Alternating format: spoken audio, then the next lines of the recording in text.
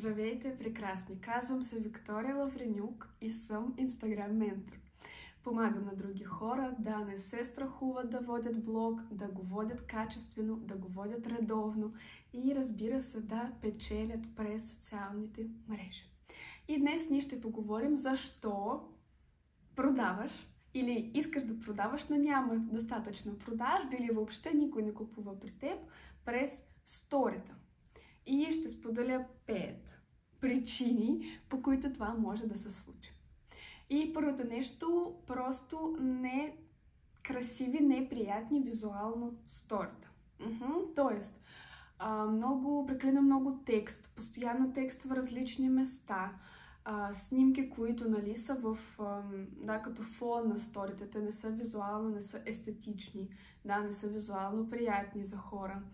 И просто т.е. човек, когато отваря сторията, няма желание да продължи да го гледа или дори няма желание да прочете това, което е написано. Тъй като, първото нещо, какво ние забелязваме, дали ни хареса визуално, красиво, некрасиво. Ако не е красиво, няма да го гледаме.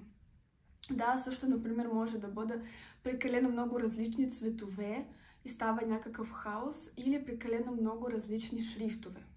Това също е грешка в сторите. Втората причина, хора не разбират какво продаваш.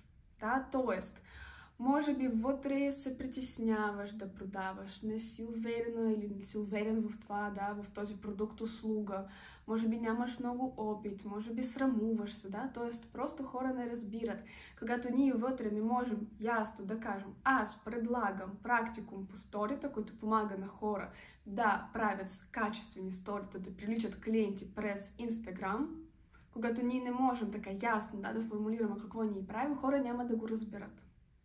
Тоест, тук е важно да работим с вътрешните страхове, да осъзнаваме своята ценност, да осъзнаваме ценност на това, което продаваме и предлагаме на хора и да не се страхуваме, да не се срамуваме да споделяме това в свят, да споделяме това на аудитория и, разбира се, аз съм сигурна на 100%, че нашето състояние, нашата увереност влияе на продажби и на резултата. И като хора искат да купуват при уверени хора, при силни хора, при хора, които знаят какво правят. Никой няма да купува при човек, който не е сигурен дали продава нещо качествено, нещо си там няма много енергия, няма сили, не иска да работи. Всеки защо да купуваме при такъв човек? Ние купуваме при хора, които имат сили, които имат енергия, имат желание, имат знание и опит и увереност. Третата причина, няма система на водене на сторията хаос. Например, водиш сторията няколко дни, след това изчезваш, правиш някакъв чалендж, водиш сторите месец, подред всеки ден, след това изчезваш, или водиш сторите докато имаш там идеи, след това може би пак ти е страшно, или може би няма резултат и ти мислиш, че няма да продължавам да правя това нещо, защото не ми дава бърз резултат. Тоест много други, такива психологически неща, които ни спират. Ние говорим за това повече в практикум и сторите, по принцип във всеки един мой продукт. И т.е. когато няма тази редовност, просто хора няма как да разберат, че ти си уверена, че ти си редовна, защото ако блогър не е редовен, хора нямат доверие към такъв блогър. Тоест хора нямат причина да следват този блогър, въобще постоянно, редовно да следва този човек, тъй като той не споделя редовно контент, тъй като една от най-важните неща, които трябва да прави блогър, е да споделя съдържание. Това е все едно, че, отиваш в офис и задължението на човек, който работи в офис, да прави някакви срещи, митинги, но, например, ти не го правиш. Как така? Няма как, т.е. блогър, това е и дума блогър, дума контент, това е нещо, което стои много близко и едно без друго няма как просто да работи. Това беше за редовност в сторията. Но има и такава следваща причина, точно система на водене на блог. Какво имам предвид система? Например, когато един ден споделяш за хранене, друг ден за блогване, третия ден за фитнес, следващия ден още за някакви неща. Тоест постоянно всичко различно, няма никаква логика в това. Но това не е проблем да говорим за много различни теми в Instagram, по принцип в социалните ни мрежи, само ако ние създадохме тази система. Да, система сюжетни линии. Сюжетна линия 1, сюжетна линия 2, сюжетна линия 3, например. Има 3 сюжетни линии, теми, да, т.е. сюжетна линия, това е тема. В профил. И ние знаем, че днес споделяме по тази сюжетна линия, утре по тази сюжетна линия. И ние по такъв начин споделяме този контент, че ние знаем и на хора има много ясно и ясно за какво точно днес ние говорим. Тоест да няма някакъв хаос, някакъв, не знам, манджа да става, да, в нашия профил. Имаме една важна, най-такава, не важна, да, първата ни тема, най-основната тема и следващи допълнителни, важно да имаме различни теми, да не говорим само за работа, само за лайфстайл, само за едно нещо, но е важно да имаме система, по която правим това нещо. И пето нещо, разбира се, просто нямаш навик да продаваш и това е абсолютно нормално. Това е навик, който се придобива с опит, с натрупани знания, да, с обучение. Да, т.е. знания и опит. Това са два важни ингредиента, така да го кажа.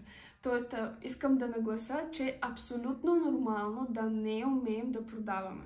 Защото това не е нещо, с което се раждаме и вече можем да продаваме. Не, разбира се, това всичко, като казах, нови знания, трупане на знания и опит, действия, да, резултати, провални резултати, успешни резултати, няма значение какви резултати, всеки един опит е много важен.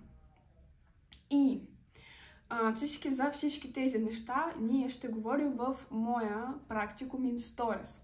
Хора, които участват в безплатен челендж, те ще имат най-ниска цена. Те са вече в предзапис, всички автоматично, те ще имат най-ниската цена за практикума. Но също така ще има на 17 януари, ще има и безплатен вебинар, за който ние ще поговорим по-конкретно за още 3 грешки в сторията и ще давам конкретни неща как да го подобряваме. Тоест вече ще говорим какво не е правилно и как е важно да правим, как е качествено да правим сторията. И на този вебинар цената ще е средна. Тоест, ако не си в чалендж, нямаш да имаш най-ниска цена, тъй като вече няма как да се включиш в него, той е затворен вече. Но ако искаш да разбереш повече, първо, как да направиш сторията ти по-качествени, разбира се, ако имаш интерес към обучение с мен, можеш да го направиш, да се запознаеш с мен така в онлайн формат, тъй като вебинар мисля, че ще е в Zoom, ще има възможност да задаваш въпроси и така нататък. И т.е. на 17 януари ще има такава среща. И там ще презентирам програма, формат, всичко ще разкажа за практикум in Stories и ще получиш средна цена. Т.е. цена на вебинара ще е по-ниска от тази, която ще е в блог.